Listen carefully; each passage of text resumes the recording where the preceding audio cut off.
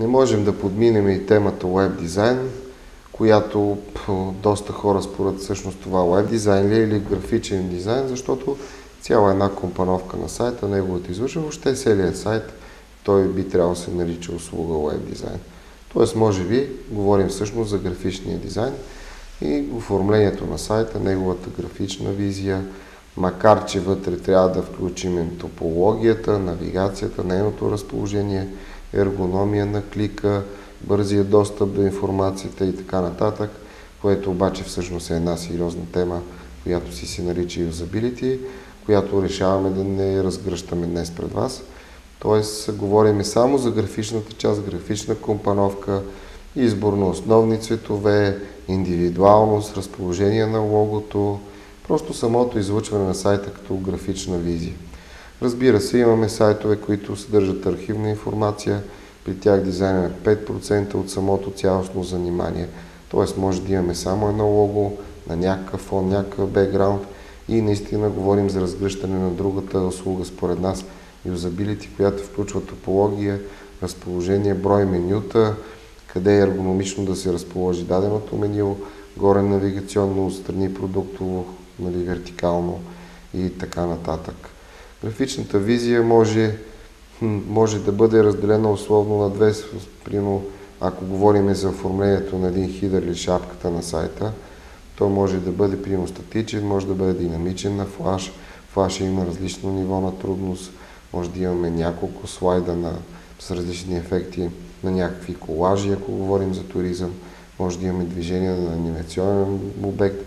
Ако правим примерно промоция на някакъв нов вид закуска, пакетирана, може да измислим анимационен герой, тогава той изнася част от посланието, може да бъде в шапка, може да бъде по-надолу широк формат на анимация.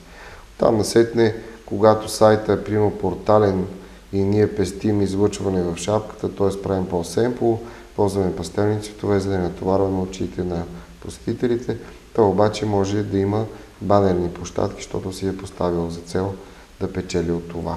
Това е портал, информационен сайт или нещо друго подобно в някаква област. И тогава самите банери трябва да бъдат разположени, трябва да бъде мислено за това преди самото произвеждане на сайта.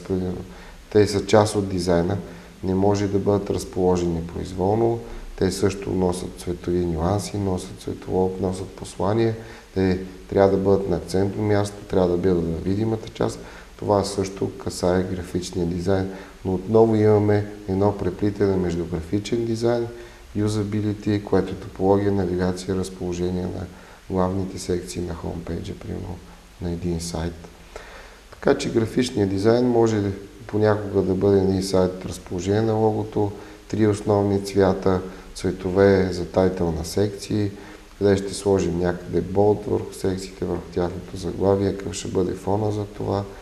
А когато сайта е примерно съвсем такъв, как да кажа, рич формат, съвсем богат, чисто рекламен, той може да бъде като една сцена на флаш технология, т.е. може да разгърнем 4-5 бутона с много различни ефекти, много сериозни, например флаша да се носи сериозно library, да се движат разни човечета, да имаме звук, да имаме светлини, ефекти и тогава говорим за чисто рекламно послание, защото примерно всички се сещат в един момент, че е написано с дебели букви по статиите в интернет, че тежките флаш сайтове фактически си го позволяват фирми, които отдавна са известни в офлайн живота и примерно те си позволяват този тежкия формат, тежкия смисъл, защото е скъпа изработката на тези сайтове.